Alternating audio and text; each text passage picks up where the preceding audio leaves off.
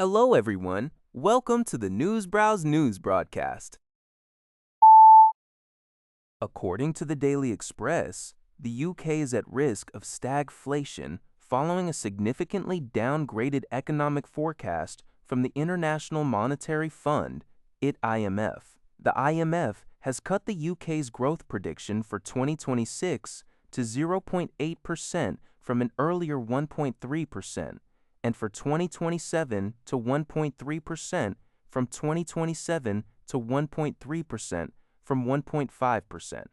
Concurrently, inflation is expected to remain elevated, averaging 3.2% this year and 2.4% next. This bleak outlook is primarily driven by surging energy prices, exacerbated by escalating tensions in the Middle East and disruptions to global supply chains. Economists describe stagflation, a combination of stagnant economic growth, high inflation, and rising unemployment, as one of the most challenging conditions to manage. Samuel Fuller of Financial Markets Online noted it makes everyone poorer and destroys jobs. Angeline Ong of IG Group explained that it disrupts the usual economic pattern, forcing households to confront rising costs while job prospects diminish. For ordinary Brits, this translates into reduced purchasing power, climbing bills, and weakened job security, disproportionately affecting pensioners and those on fixed incomes. Katie Phillips of Idealo referred to it as a double squeeze for consumers, necessitating careful budgeting and price comparison. The article concludes that the coming months will be crucial for the UK economy, with hopes that global tensions might stabilize, allowing inflation pressures to ease through careful central bank policies. Xinhu Net reports that the International Monetary Fund, IMF, released its Global Financial Stability Report on April 14, 2026, warning of increasing risks to global financial stability due to the ongoing situation in the Middle East. The report highlights several channels through which market turmoil could escalate. These include greater bond market volatility, potentially tightening funding markets, and emerging markets facing currency and capital outflow pressures as carry trades unwind.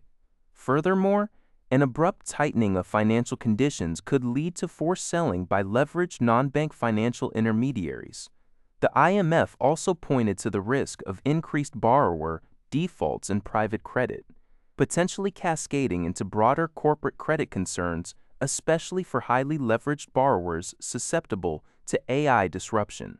Additionally, booming AI investments could slow significantly if the conflict persists. The IMF urged policymakers to act decisively, recommending that monetary policy preserve price stability, fiscal policy shift to tight settings, and efforts be made to close data gaps and enhance oversight of non-bank financial intermediaries.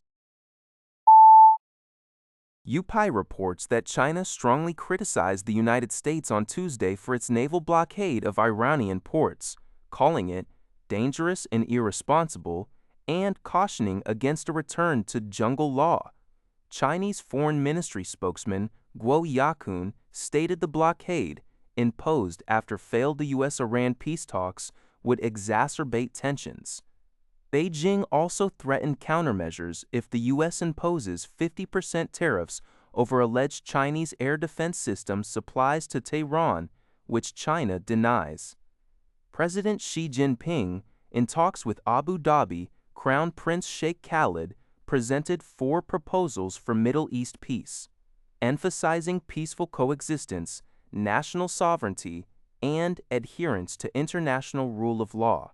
Iran's UN ambassador Amir Syed Iravani condemned the blockade as a grave violation of sovereignty and flagrant breach of international law. Despite the blockade, several Iran-linked ships reportedly transited the Strait of Hormuz on Monday and Tuesday. According to CBS News, at least 16 individuals were wounded in a high school shooting that occurred on Tuesday in Siverek, Şanlıurfa Province, Turkey. An 18-year-old former student, armed with a shotgun, fired randomly inside a vocational high school before taking his own life after being cornered by police. The victims included 10 students, 4 teachers, a canteen employee, and 1 police officer. 5 of the wounded, including teachers and students, were transferred to a hospital in the provincial capital due to their more serious conditions. The motive behind the attack remains unclear, and school shootings are considered rare in Turkey. Authorities stated that the attacker had no prior criminal record and the school was deemed safe without a permanent police presence. Reports also indicated the assailant had threatened the school on social media. That's all for this video. Thank you for watching. See you in the next video.